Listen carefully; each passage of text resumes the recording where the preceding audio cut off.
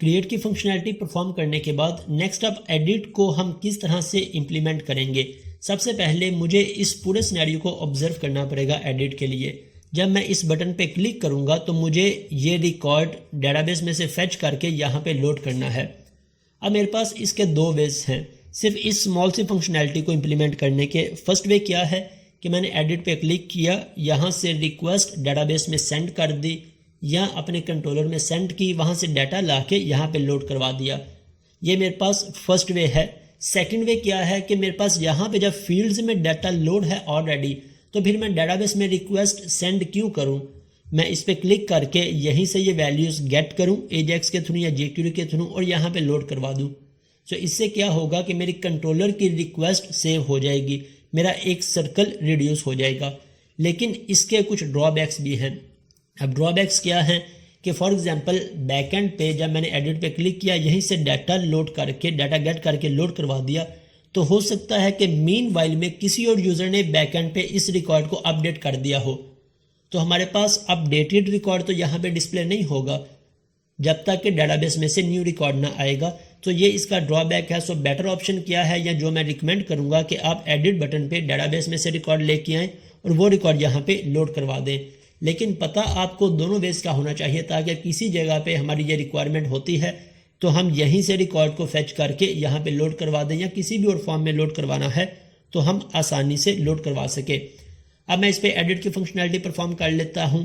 Then edit करने के बाद सेव पे हम आ जाएंगे कि मुझे सेव किस तरह से करना है। अब मैं एडिट किस तरह से करूँ, लेट्स से मैं जब एडिट पे क्लिक करूँगा, फर्स्ट ऑफ ऑल मैं इस पूरी रो को गेट करना चाहता हूँ। जब भी यूज़र किसी भी एडिट पे क्लिक करेगा, मैं इस पूरी रो को अपने पास सेव करना चाहता हूँ, रो को फेच करना चाहता हूँ। सो इसके लिए मैं यहाँ पे एक वेरिएबल क्रिएट कर देता हूँ।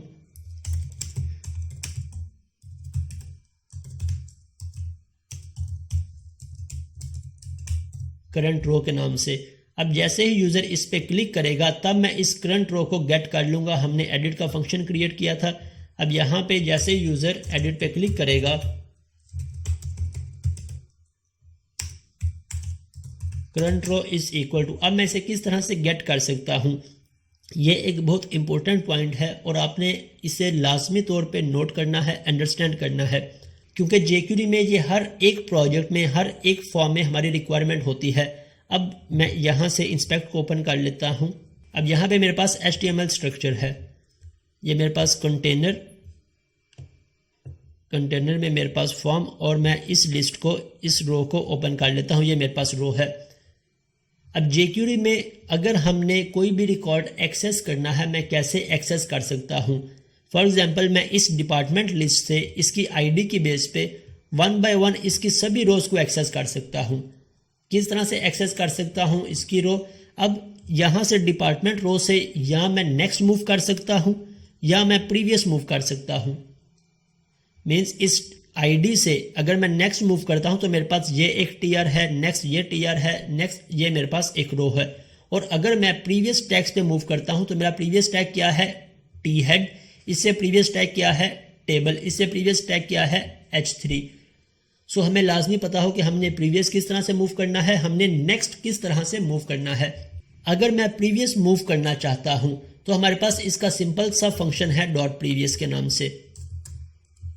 सॉरी, मैं इसे इसकी आईडी से एक्सेस कर लेता हूं, डॉट प्रीवियस। अब प्रीवियस क्या करेगा कि जो इससे प्रीवियस टैग होगा उसकी हमें HTML रिटर्न करवा देगा। इससे प्रीवियस टैग क्या था, अगर मैं यहाँ पे नेक्स्ट में जाता हूँ तो नेक्स्ट क्या करेगा कि हमारे पास इससे नेक्स्ट टैग को डिस्प्ले करवा देगा। अब जैसे मैंने प्रीवियस को यूज़ किया तो इससे प्रीवियस क्या था, हेड टैग के अंदर हमारे पास हेडिंग्स थी, सो इसने हेडिंग्स को डिस्प्ले करवा दिया, DID, नेम और एक्शंस। और इसी तरह अगर मैं नेक्स्ट करूँगा तो मेरे पास इससे नेक्स्ट टैग्स को डिस्प्ले करवा देगा। अब ये हमारे पास एक सिनेरियो हो गया इन्हें एक्सेस करने का। लेट्स से मैं यहाँ से इस पर क्लिक कर लेता हूँ और इसे ओपन कर लेता हूँ। ये हमारे पास दो सिंपल से फंक्शंस हैं, प्रीवियस और नेक्स्ट। प्रीवियस इससे बिल्कुल प्रीवियस जोन सा भी टैग होगा उसे एक्सेस करने के लिए, और नेक्स्ट इससे नेक्स्ट जोन सा टैग होगा इसे एक्सेस करने के लिए। अब इससे नेक्स्ट टैग कोई भी नहीं था, इसलिए हमारे पास कुछ भी यहाँ पे रिटर्न नहीं हो रहा, मेरे पास कुछ भी रिटर्न नहीं हो रहा। अगर मैं टीआर से नेक्स्ट मूव करता तब मेरे पास यहाँ पे रिटर्न हो जाता, कोई ना कोई नेक्स्ट टीआर रिटर्न हो जाती या टीडी रिटर्न हो जाती।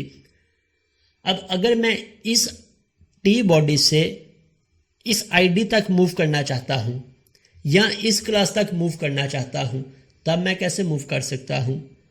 मीन्स अगर मैं किसी एग्जिस्टिंग टैग से प्रीवियस थर्ड या फोर्थ टैग तक जंप करना चाहता हूं, तब मैं कैसे कर सकता हूं? तब इसके लिए हमारे पास प्रॉपर्टी यूज होती है क्लोजेस्ट कि इस डिपार्टमेंट लिस्ट टैग से क्लोजेस्ट किस टैग तक मैं मूव करना चाहता हूं। यहां पे टीआर तक मूव करना चाहता हूं, मैं क्लास देना चाहता हूं, मैं क्लास ऐड कर सकता हूं फॉर्म कंटेनर, या फिर मैं कोई आईडी ऐड करना चाहूं तो आईडी ऐड कर सकता हूं डिपार्टमेंट फॉर्म। सो ये हमें क्या करेगा कि हमारे इस एग्जिस्टिंग टैग से प्रीवियस इस टैग तक जंप करवा देगा। तब मेरे पास अभी मेरा कर्सर यहाँ पे है इस आईडी पे, जब मैं इसे एक्सेस करूंगा तब मेरा कर्सर यहाँ पे आ जाएगा और मैं इसके किसी भी चाइल्ड टैग को एक्सेस कर सकूंगा। अब ये सब कुछ मैं आपको क्यों एक्सप्लेन कर रहा हूँ, क्योंकि ये कॉन्सेप्ट हमारे बहुत ज़्यादा यूज़ होते हैं प्रोजेक्ट में, और इस प्रोजेक्ट में भी, इस कोड में भी हमारे यूज़ होंगे। ओके, मैं यहाँ पे आ जाता हूँ वापस। अब मुझे करंट रो चाहिए किसकी? यहाँ से मैं एलिमेंट पास करवाऊंगा सबसे पहले, ताकि मैं इस पूरे एलिमेंट को एक्सेस कर सकूँ। जैसे यूज़र एडिट पे क्लिक करेगा तो DID भी पास होगी और साथ में दिस भी पास करवा देता हूँ। दिस का मतलब क्या है कि दिस मुझे ये कंप्लीट एलिमेंट रिटर्न करवा देगा। अब इस कंप्लीट एलिमेंट से मेरा कोई कंसर्न नहीं है, मुझे इसके टीआर तक एक्सेस करना है। मींस इसका जो क्लोजेस्ट टैग है टीआर, इसे एक्सेस करना है ताकि मेरे पास इसकी एक्सेस भी आ जाए, फर्स्ट टीडी की और सेकंड टीडी की एक्सेस भी आ जाए, और मैं रन टाइम पे इसे चेंज कर सकूं। अभी हमारी जब फंक्शनैलिटी ये कंप्लीट होगी तब आपको ये कंप्लीट सिनेरियो समझ आ जाएगा। सो यहाँ से मैंने सिंपल इसे दिस पास करवा दिया, और इसी तरह जैसे जब यूज़र सेव करेगा या मेरा डाटा लोड होगा तो यहाँ पे भी मैं इसे दिस पास करवा देता हूँ ताकि मेरा ये कंप्लीट एलिमेंट पास हो जाए। अब दिस को हम किस तरह से एडिट में एक्सेस कर सकते हैं? हम इसके लिए कोई भी वेरिएबल का नेम डिफाइन कर लें, लेकिन एक स्टैंडर्ड नेम जो हम यूज़ करते हैं ELE या एलिमेंट। आपने बहुत जगह पे एलिमेंट लिखा देखा होगा, बहुत जगह पे ELE लिखा देखा होगा। सो हम यहाँ पे एलिमेंट को यूज़ कर लेते हैं, एलिमेंट डॉट क्लोजेस्ट। अब मुझे यहाँ पे करंट रो में जिस रो पे यूज़र ने क्लिक किया है एडिट बटन पे, वो कंप्लीट रो मेरी इसमें सेव हो जाएगी। मुझे सिर्फ वो रो चाहिए थी। अब किस पर्पज़ के लिए जो रो चाहिए थी वो हम थोड़ी देर में देख लेते हैं। अब इसके बाद नेक्स्ट हमारी क्या रिक्वायरमेंट है, मैं यहाँ से एजेक्स जनरेट करवा लेता हूँ। एजेक्स, इसका सारा कोड मैं यहाँ से कट कर लेता हूँ, इन दोनों को लाइंस को मैं डिलीट करवा देता हूँ $.ajax। अब मेरे पास टाइप क्या है? मेरे पास टाइप है गेट की, क्योंकि मैं इसमें से डाटा गेट करना चाहता हूँ। और यहाँ पे आके भी मैं गेट का एक्शन क्रिएट कर लेता हूँ, एडिट डिपार्टमेंट। मेरे पास एडिट का एक्शन आ गया, इसे हम DID पास करवाएंगे तो ये हमें ये ऑब्जेक्ट रिटर्न करवा देगी, राइट। यहाँ से एडिट को मैं यूज़ कर लेता हूँ। इस एजेक्स में मेरा कंट्रोलर नेम है डिपार्टमेंट्स, देन एडिट। अब डाटा मैं क्या पास करवाना चाहता हूँ? मैं डाटा पास करवाना चाहता हूँ ID। अब वेरिएबल नेम, जिस वेरिएबल नेम से हम इसे एक्सेस करना चाहते हैं, देन हमारी वैल्यू, हमारी ID किस में आ रही है? इस ID में। ओके, अब जब मेरे पास डाटा आएगा तो मुझे ये डाटा बाइंड करवा देना है। मैं यहाँ पे चेक कर लेता हूँ, if response not equal to undefined और response not equal to null, otherwise हम यहाँ पे इसे एरर मैसेज डिस्प्ले करवा देंगे। सॉरी, यहाँ से एल्स।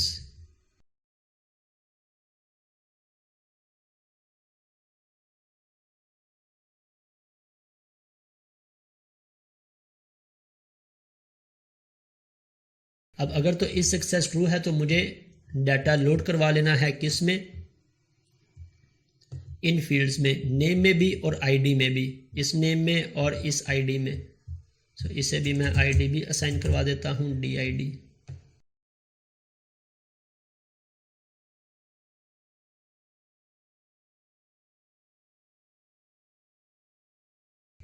अब इसे हम टेस्ट कर लेते हैं कि मेरे पास एरर आ रहा है।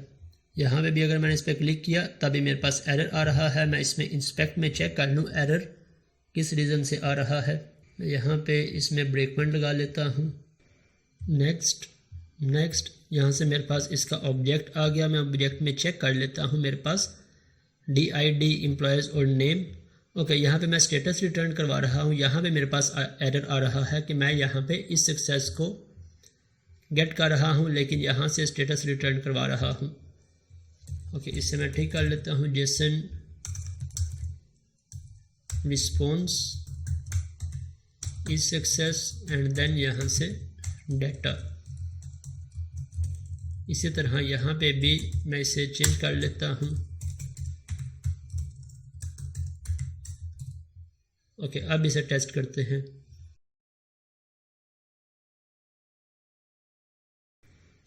अब मैं यहाँ पे क्लिक कर लेता हूँ, लेट्स से लास्ट वाली को, लास्ट डिपार्टमेंट पे एडिट पे क्लिक किया, मेरा ब्रेक पॉइंट हिट हो गया। मैं इसे कंटिन्यू कर देता हूँ। तो अब मेरे पास मेरा रिकॉर्ड यहाँ पे लोड नहीं हुआ। इसकी रीज़न देख लेते हैं। मेरे पास एरर नहीं आया लेकिन मेरा रिकॉर्ड किस रीज़न से यहाँ पे लोड नहीं हुआ। नेम, ओके, यहाँ पे हैश नेम।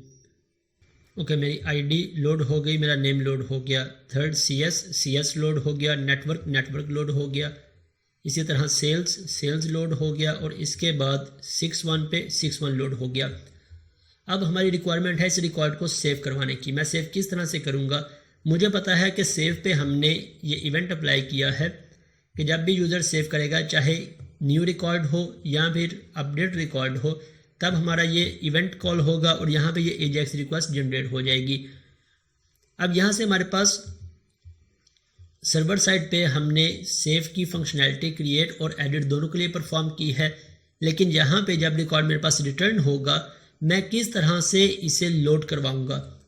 दैट्स डेटाबेस में तो अगर मैं यहाँ पे नेम चेंज कर देता हूँ, मैं यहाँ पे मार्केटिंग कर देता हूँ, तो सर्वर साइड में तो मेरा रिकॉर्ड करेक्टली सेव हो जाएगा। लेकिन सेव होने के बाद जब मुझे ऑब्जेक्ट रिटर्न होगा, वो ऑब्जेक्ट मुझे यहाँ पे रिप्लेस करवाना है। सो अब मैं किस तरह से इस पूरे सिनेरियो को हैंडल करूँ? मेरे पास इसे हैंडल करने के भी काफ़ी वेज हैं।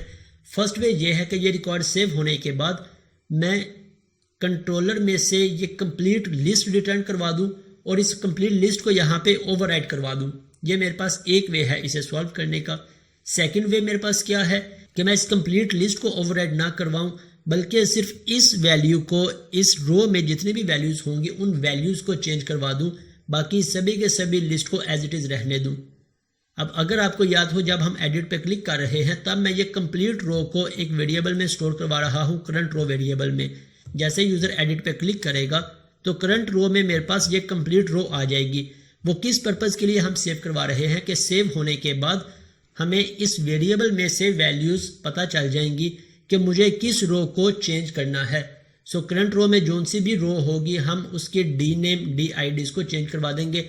DID प्राइमरी की है, ये तो चेंज नहीं हो सकती, हम डी नेम को चेंज करवा देंगे।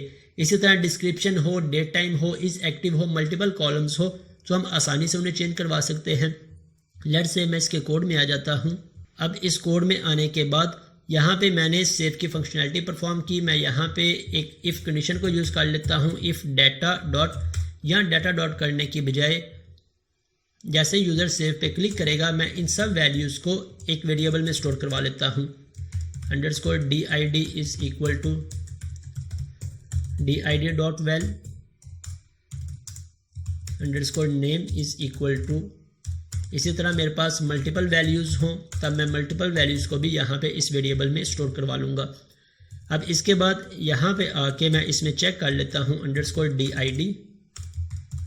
अगर तो फर्स्ट न्यू रिकॉर्ड होगा तो DID 0 होगी, और अगर यूज़र ने एडिट पे क्लिक किया है तो DID ग्रेटर देन 0 होगी। सो मैं यहाँ पे इसकी कंडीशन को चेक कर लेता हूँ। अगर तो DID ग्रेटर देन 0 है तब क्या करो, एल्स क्या करो। अब यहाँ पे अगर तो ग्रेटर देन 0 नहीं है तब हम इस कंप्लीट फंक्शनैलिटी को एल्स में ऐड करवा लेते हैं। ये मेरे पास न्यू रिकॉर्ड इंसर्ट हो रहा है। ओके, अब मुझे अपडेट क्या करना है? मुझे अपडेट करना है करंट रो को। अब करंट रो में से मैं किस तरह से इसकी नेक्स्ट TD को एक्सेस कर सकता हूँ?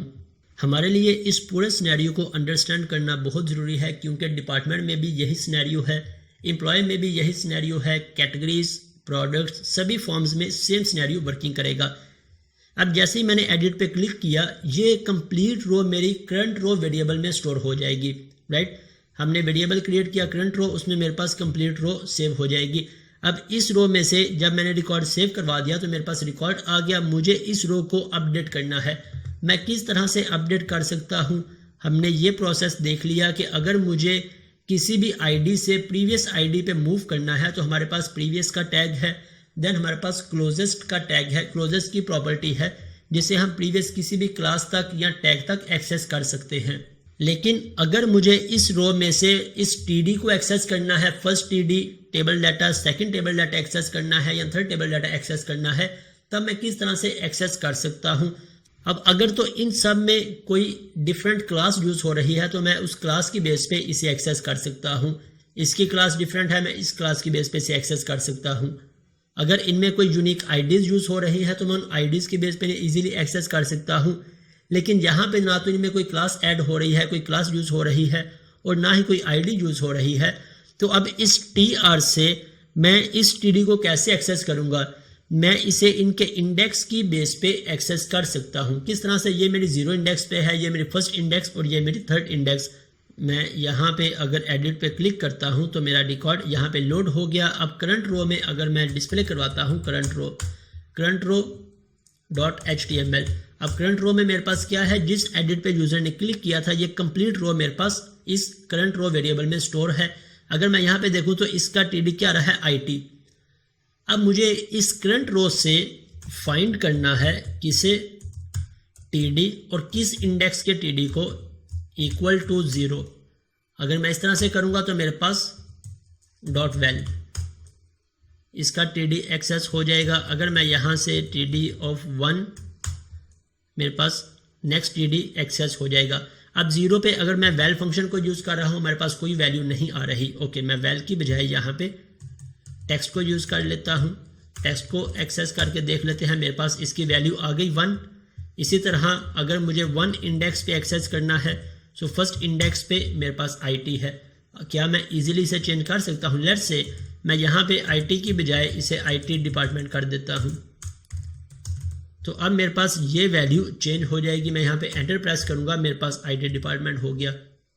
सो इस प्रोसेस के लिए हमें करंट रो में वेरिएबल को या इस कंप्लीट रो को सेव करवाने की ज़रूरत थी। सो मैं यहाँ से इस कंप्लीट कोड को कॉपी कर लेता हूँ और यहाँ पे अपने पास हम यूज़ कर लेते हैं करंट रो डॉट फाइंड। अब 0 इंडेक्स पे मेरे पास क्या वैल्यू है?